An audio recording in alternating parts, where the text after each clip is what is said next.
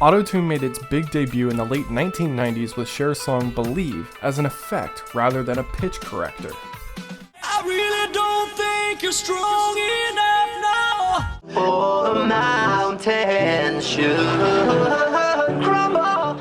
Today, it seems to be used everywhere and musicians hate it. But funny enough, artists who have spoken out against autotune, like Christina Aguilera and Michael Bublé, have also admitted to using it. I used to not like autotune actually at all, and I even experimented on this album Bionic with a lot of it. Whatever wanna tell the scene.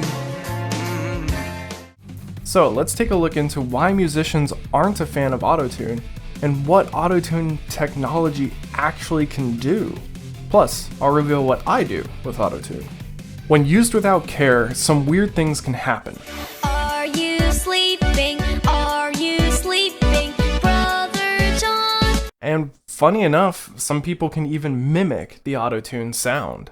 Cold sweat, hard hate believer. First thing most people don't understand is that today there are many different aspects of sound that autotuning can alter individually. Because I don't think autotune means what people really think it means. Back in '97, a research engineer called Andy Hildebrand, PhD, along with Antares Audio Technologies, came out with a plugin that could alter the pitch of a vocal or instrumental track and called it autotune. But this was the birth of something called pitch correction. While autotune itself is just that robotic-like sound, another program called Melodyne, maybe a subsidiary of Datadyne, can alter the average pitch, or the note that a tuner would read, pitch drift, or the constant changing of a note like vibrato, duration, the length of the note, quantization, or the placement of notes, and dynamics, the individual note volumes. Here's what T-Pain had to say about other artists using autotune. Yeah, I don't think he gets the technology. I mean, nobody does. Anybody that uses autotune, I can firmly say that nobody has looked into autotune the way I have. This clip from LOL Comedy Hot takes to the extreme what happens in the recording studio. Our ship has faced a hurricane, but I will keep on going. Yes, a lot of editing is done, but not live like this. Nowadays, you can pitch correct a performance in real time. Come what may. Hey, hey, hey. I am here to stay. You can pitch correct someone while they're singing live on stage. You can't even go to a live concert anymore and be guaranteed that they aren't using pitch correction live through the performer's mic. You can pitch correct things in real time on stage and you'll never even know the difference. This clip from the show Leverage is a bit more accurate about pitch correction, and you can hear how fake the bigger alterations are. Now this means that I can alter your pitch from anywhere to make you sound like Darth Elliot. Don't speak on command, Hardison. To Spencer Smurf. I don't speak on command, Hardison. But there are other sources out there that are a bit extreme when it comes to autotune. I would have given you all of my heart. And suddenly you're just as good as Britney Spears. The true most extreme cases in music today use all the different types of audio manipulation I mentioned before.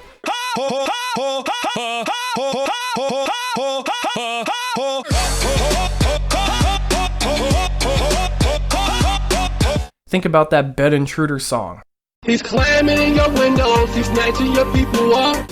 Or any other equivalent auto-tuned media, like Tom Scott's video on autotune. I spent hours trying to understand how pitch correction actually works. This is taking a non-musical recording and making it into a song by altering everything about it. These typically don't make it onto musicians' hit list because it's obvious that how it was meant as humorous or entertaining and not trying to pass off as real. There are artists that use autotune intentionally though, like T-Pain mentioned before.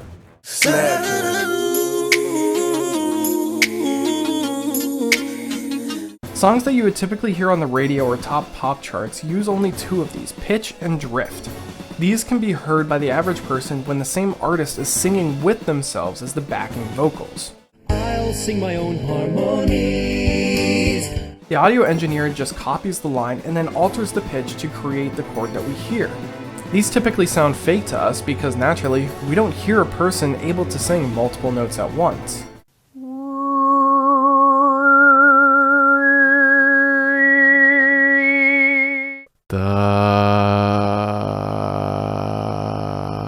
And the pitch drift matching identically to the main vocal adds another layer of fakeness to it. In the example of Queen's Bohemian Rhapsody, this doesn't bother our ears as much because there are several people being multi-tracked, plus it was actually multi-tracked and not auto-tuned. Today, recording companies use autotune instead because it's quicker and cheaper. Plus they don't think the general audience would notice, or more likely that they just don't care about anything other than money. With the amount of audio editing being done these days, that actually masks a lot of use of autotune, and if it's used correctly, you wouldn't even notice that it's being used because of how powerful the technology is. In your opinion, have recordings gotten better or worse? Someone like Rick Beato isn't a fan of digital alteration, as he explains in this video about quantization. Now there are two pieces of software, they're called plugins, that were invented right around the same time that actually led to the death of rock music. The first is Beat Detective. That killed the groove. The second is autotune. That killed the humanity. Most, if not all, recordings you hear today are somehow edited. I would even wager a lot of live recordings have something done to them before their release. From EQ to reverb to autotune, it's all there. The reason we can't necessarily hear it is because it's either minimal or the tech is just too good now.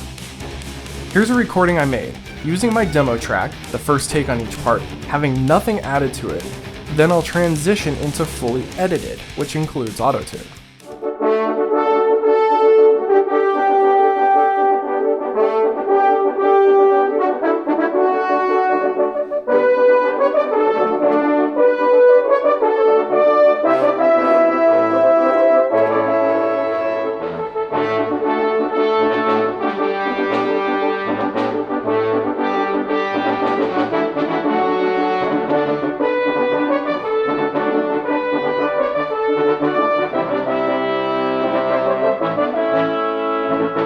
Did that enhance the audio?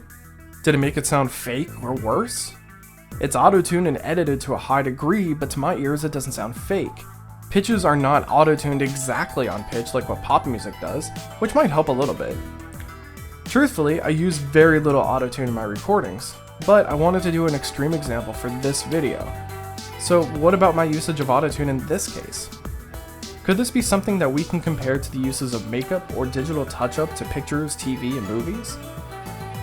Isn't this just the same with audio? Too much and it sounds fake, but just the right amount and it enhances it? I do agree with Rick Beato about quantizing, by the way. It makes music sound too metronomic, and sadly, I kinda have to just do it with the multi-track recordings. There's no way around it, really. Audio editing has been in practice for many years, from double tracking, which dates back to at least the Beatles, to EQ, reverb, or comping the best takes into a single performance, a requirement for a single person ensemble play. Should all of these techniques to, quote, enhance a recording be done away with for live, unedited single take performances?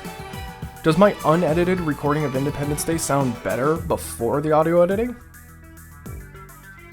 So at this point, knowing a little bit more about autotune, do you think it could be a useful tool like EQ and reverb, or is it a sign of being an amateur player-singer by using it?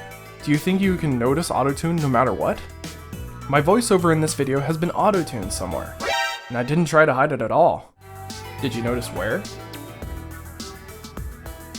It will come as no surprise that I support the use of autotuning as long as it's used to enhance the recording, not replace what's been there. My recording of Independence Day was a test of how well I can autotune something as a whole since I can't record my horn right now. And any recording that I use that much, I will always state, to be honest, because in my mind, too much has been changed. And with that, I pass the question off to you. What do you think about autotune? Are there points that I missed? Let me know in the comments down below, and I'll see you all in the next video.